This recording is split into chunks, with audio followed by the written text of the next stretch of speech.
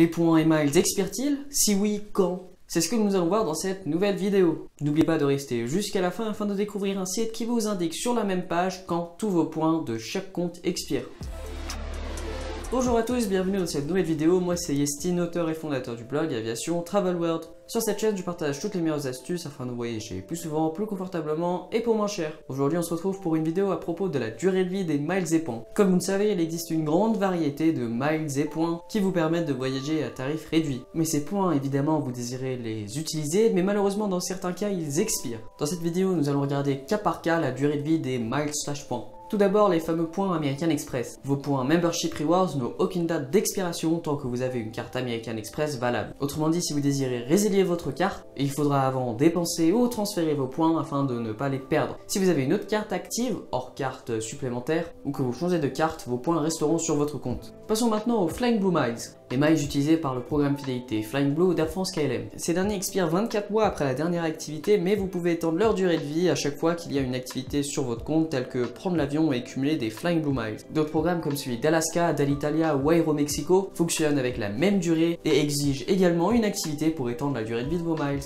Sinon, si vous êtes détenteur d'un statut Silver ou plus élevé ou d'une carte Air France KLM, vos miles n'expireront pas. Les Avios de British Airways expirent au bout de 36 mois, mais tout comme le programme Flying Blue, la durée de vie est étendue à chaque fois qu'il y a une activité sur votre compte. Même cumuler des Avios grâce à des achats sur un portail shopping prolongera la durée de vie de vos Avios. Ce même laps de temps s'applique également au programme Iberia Plus ou même Virgin Atlantic Flying Club. Il existe malheureusement d'autres programmes fidélité qui ne vous permettent pas d'étendre la durée de vie de vos miles, tels que Miles & More du groupe Lufthansa qui exige d'être soit un membre élite au sein de leur programme fidélité, membre Frequent Traveler ou plus, soit être détenteur de la carte Gold Miles & More de Advansia disponible en France. Vos Q-Miles du programme de Qatar Airways expirent au bout de 36 mois après les avoir cumulés, sauf si vous payez une somme d'argent pour prolonger leur durée de vie. Cela vous coûtera 1,5 $ américain par tranche de 1000 Q-Miles. Ce prolongement rajoute 12 mois à la période initiale de 36 mois. Ensuite, de nombreux programmes fidélité ne vous laissent aucune option pour prolonger les miles, tels que les programmes de ANA, JAL et Café Pacifique qui vous offrent une durée de vie de